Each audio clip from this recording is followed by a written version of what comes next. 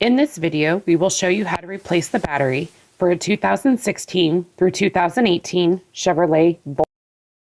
To open this key fob, all you will need is a screwdriver. Your first step will be to push the button and release the key. Once you have the key out, you'll use the screwdriver, insert it into the hole where the key normally goes, and pop it open. You may need to run it along the sides to get the key fob to open all the way. Once you have the key fob open, you'll want to peel back the plastic and the internal electronics, and you'll see the battery.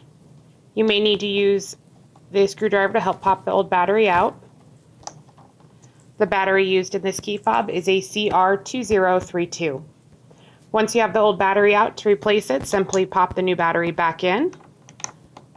With this key fob, it is plus side down.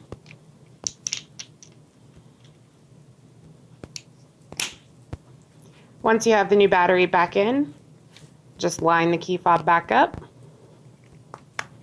snap it back together, and your last step is to replace the key. If you found this video to be useful, please like and subscribe to our channel, and visit us online if you need to buy a new key fob.